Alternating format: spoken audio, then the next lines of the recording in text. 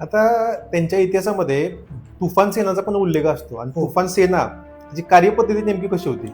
हा, आता तुफान सेनेची जी निर्मिती झाली त्या निर्मिती पाठीमाग नेताजी सुभाषचंद्र बोस यांच्या आझाद हिंद सेनेची प्रेरणा आहे.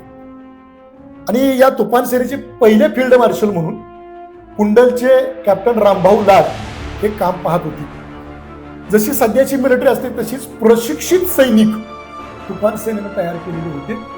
ब्रिटिशांच्या सैन्यामध्ये काम केलेले नाना पाटलांचे अनेक सहकारी या तुफान सेनेला सहकार्य करत होते, प्रशिक्षण देत होते आणि अत्यंत सूत्रबद्ध पद्धतीने प्रशिक्षित जवानांची फौज ही तुफान सेना होती. या तुफान सेनेचं काम काय होतं तर ज्या ज्या ठिकाणी ग्राम न्यायालयाचे लोक जातील, ज्या ज्या ठिकाणी पत्ती सरकारचे लोक कर वसुलीसाठी जातील, ज्या ज्या ठिकाणी पत्ती सरकारची काही कारवाई करायची असेल त्या त्या ठिकाणी तुफान सेनेची सैनिक वापरली जायची. खेड्यापाड्यांमध्ये त्या काळामध्ये डेऱ्या नव्हत्या, दुधाचं उत्पन्न भरपूर असायचं आणि मग हे दूध घरामध्ये दूध दुभतं असायचं, त्यामुळे घरोघरी पैलवान असायची आणि या पैलवानांचीच फौज रणसिंह नाना पाटलांनी आपल्या वाणीच्या प्रबोधनातून देशकार्यासाठी वापरली की त्यातून